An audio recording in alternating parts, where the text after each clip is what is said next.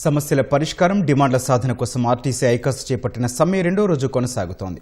కార్మికులు విధులకు దూరంగా ఉండటంతో బస్సులు డిపోలకే పరిమితమయ్యాయి. రాష్ట్ర వ్యాప్తంగా ప్రయాణికులు తీవ్ర ఇబ్బందులు పడుతున్నారు. ప్రయాణికుల సౌకర్యార్థం హైదరాబాద్తో పాటు జిల్లాలో ఆర్టీసీ యాజమాన్యం అద్దె బస్సులను రోడ్డెక్కించింది. రాష్ట్ర వ్యాప్తంగా ఆర్టీసీ కార్మికుల సమ్మె రెండో రోజు కొనసాగుతోంది. హైదరాబాద్లో ప్రధాన బస్ స్టేషన్లు ఎంజీబీఎస్, జేబీఎస్ నుంచి ఆర్టీసీ బస్సులు రోడ్డెక్కలేదు. ఇటు జిల్లాల్లోనూ బస్సులు డిపోలకే పరిమితం కాగా ప్రయాణికుల సౌకర్యార్థం ఆర్టీసీ అద్దె బస్సులు నడిపిస్తోంది. సంగారెడ్డి, నల్గొండ, వరంగల్, కరీంనగర్, ఖమ్మం జిల్లాల్లో అద్దె బస్సులు బయటకు పోకుండా కార్మికులు అడ్డుకున్నారు. పోలీసులు చొరవ తీసుకుని బస్సులు బయటకు వెళ్లేలా చర్యలు చేపట్టారు. ఎలాంటి అవాంఛనీయ ఘటనలు జరగకుండా అన్ని డిపోల వద్ద పోలీసు బందోబస్తు ఏర్పాటు చేశారు. తమ డిమాండ్లు పరిష్కరించే వరకు సమ్మె విరమించే ప్రసక్తే లేదని కార్మికులు ముక్త కంఠంతో చెబుతున్నారు.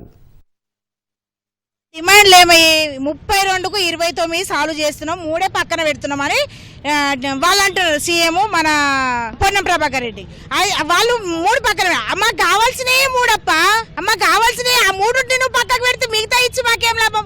నువ్వు ఫస్ట్ ఆర్టీసీని విలీనం చేయవు గవర్నమెంట్ లో, ఆటంతలు అవి అన్ని నడుచుకుంటూ వస్తాయి. టీఆర్ఎస్ గవర్నమెంట్ లో ఉన్నప్పుడు ఆల్రెడీ నివేదిక అయ్యింది, అంత అయింది. గుడ్డిగా అయితే గవర్నర్ గారు సంతకం పెట్టలేరు కదండి. ఆ నివేదిక పైన అసెంబ్లీలో బిల్ పాస్ అయింది. గవర్నర్ గారు అంతా స్టడీ చేసే ఇదే గెజిటెడ్ అయినాకనే సంతకాలు పెట్టిండ్రు. అదైతే తప్పు కాదు కదా. మళ్ళీ వీళ్ళు ఇంకా మళ్ళీ కమిటీ వేయడం ఏంది? కాలయాపన చేయడమే కదండి. అయినా ముందుగా సమ్మె మేం చేసలేమండి, మాతోటి బలవంతంగా ప్రభుత్వం చేయిస్తుంది. డ్రైవర్ కి 3 నెలల ట్రైనింగ్ ఇచ్చిన తర్వాత లైన్ మీద బస్ ఇచ్చి పంపిస్తారు. రోజు పొద్దుగాల బ్రీత్ టెస్ట్ చేస్తారు. మరి ఇప్పుడు వచ్చిన డ్రైవర్లు చాలా మంది తాగి వచ్చిన డ్రైవర్లు కూడా ఉన్నారు. ఆల్రెడీ నిన్న కరీంనగర్ లో చూసినట్టయితే ఒక ప్రమాదం సంభవించింది. మీరు ఎవరి కోసం ఎవరికి అమాయకుల ప్రజల ప్రాణాలతో చెలగాటమాడుతుంది ప్రభుత్వం. ఆర్టీసీ కార్మికుల సమ్మెతో ప్రయాణికులు తీవ్ర ఇబ్బందులు పడుతున్నారు. బస్టాండ్లలో ప్రత్యామ్నాయ ఏర్పాట్లు లేక ఆటోలు, క్యాబులను ఆశ్రయిస్తున్నారు. ఇదే అదునుగా ప్రైవేటు వాహనదారులు అధిక ఛార్జీలు వసూలు చేస్తున్నట్లు వాపోతున్నారు. ముఖ్యంగా ఉద్యోగులు, విద్యార్థులు, కూలీలు తీవ్రంగా ఇబ్బందులు పడుతున్నారు.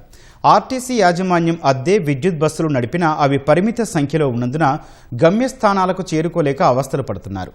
డిపో వద్దకొచ్చిన బస్సుల్లో ప్రమాదకరంగా ప్రయాణిస్తున్నారు. సమ్మె ప్రభావంతో పలు బస్టాండ్లలో ఆర్టీసీ కార్గో సేవలకు సైతం ఆటంకం ఏర్పడింది.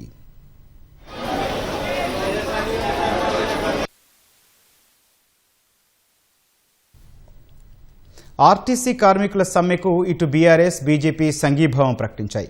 సాయంత్రం కేబినెట్ భేటీలో ప్రభుత్వం తీసుకునే నిర్ణయంపై సమ్మె భవితవ్యం ఆధారపడి ఉంది.